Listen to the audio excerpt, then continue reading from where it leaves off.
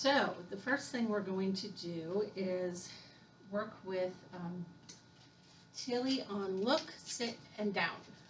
Which she's got her sitting down pretty decent. Come here, baby. But we want to strengthen her look. So the look is very important because you always want her to focus on you and be connected to you instead of all the distractions around you. And so she learns how to basically look at you on command and then hold that look as long as she possibly can. So you start off, come here. You put that treat right to her nose and bring it up to your face. Look. Good girl. Good girl. And I talk to her to keep her engaged with me. Good. Right there. No. Okay, back up. Let's stay focused. Look. Up. She's like, I want to get comfortable. Come here. Okay, sit. Look. Look. Look. Yes, good girl. Yes. And when she hears the yes, that basically tells her she did the right thing and she's going to get rewarded for it. So that yes is called a marker word. It's used instead of a clicker. Same concept where you're basically marking the behavior that you want so that she knows exactly what you're looking for. Look. Yes, good girl. Good girl.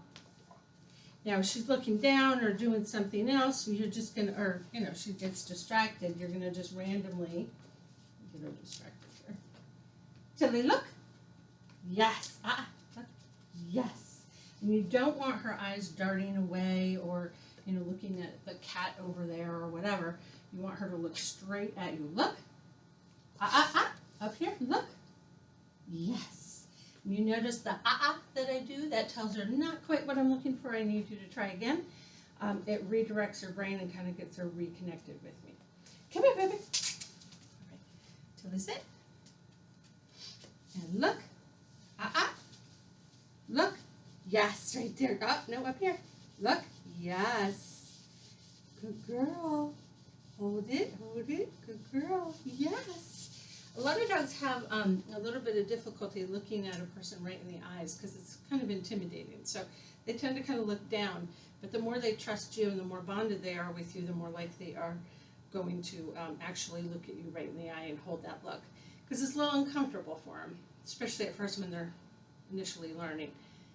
Tilly, look. Yes. Good girl. And I want that look immediate. I want it to just be boom. She's right on me. Because if I'm outside where there's a lot of distractions and I need to get her attention on me instead of the squirrel or whatever, she needs to immediately look. Tilly, look. Yes. Good. And I don't have the treat in front of my face anymore. Good girl. Good girl. Yes.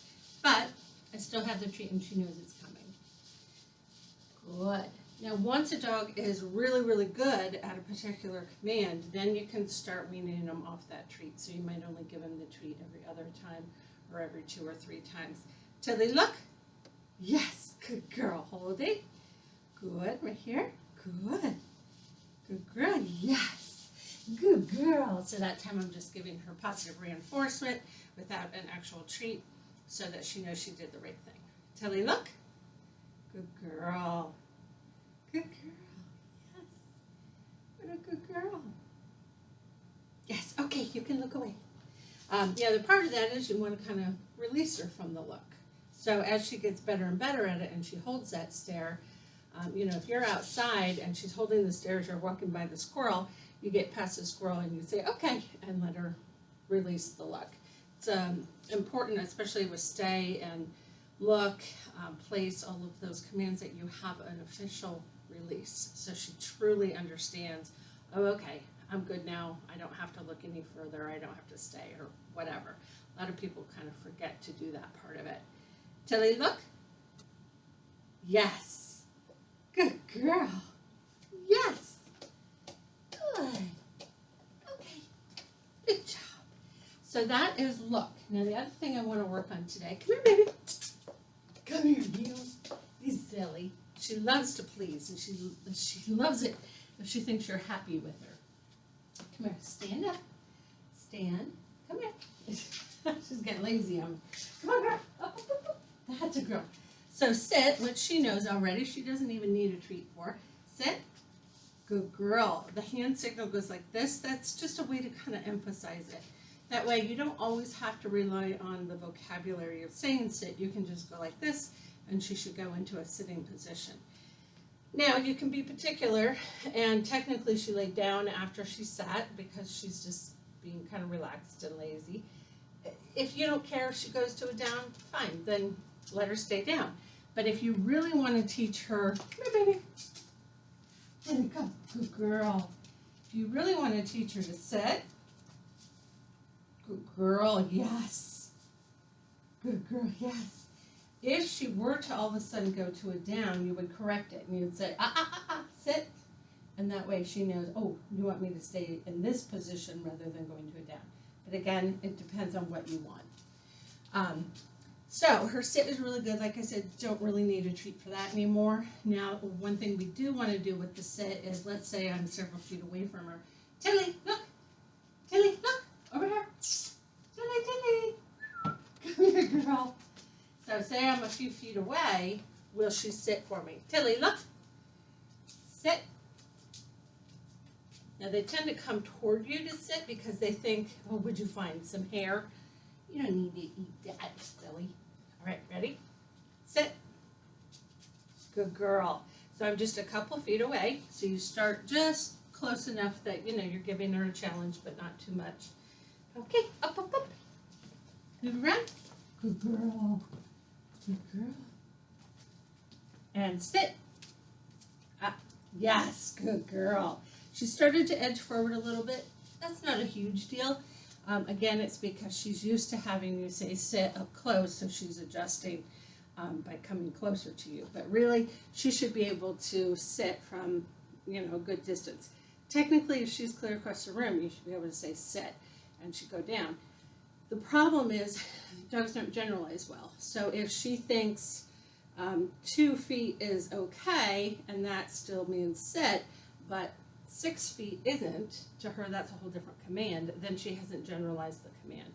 So the more you practice in different places and have her do it at different distances and everything else, the better she'll be at generalizing it. Perfect all commands inside before you take it outside, because of course outside there's a lot more distraction. Good girl. That's a good girl. Okay, so now the next one is down. Come here, baby. And she knows down already. Sit. Down. Good girl. Notice I'm standing up all the way. I'm not having to go down like this. She can do it with me all the way up here. So that's excellent. Good girl. Good girl. Okay, come here. Up, up, up. Come here, baby. You're tired, aren't you? Come on. I know we've been working all day and you're tired. But I got cheese. Come on. Up, up, up. Let's go. Come here, baby. Come. Tilly.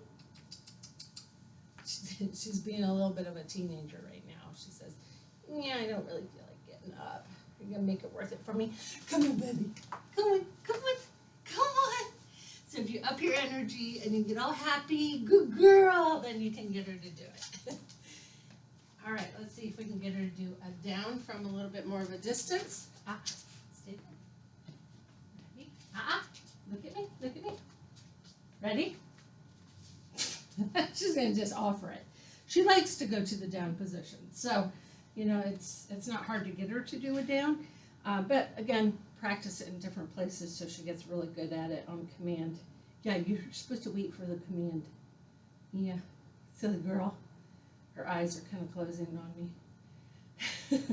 So that is your sit, your down, and your look. Like I said, she's really good at them. Just want to kind of keep practicing, even though she's good at it. She doesn't really need treats for most of those. Look a little bit more. She needs a treat just because she's not as strong on that one. But that is today's lesson, and we'll try again later.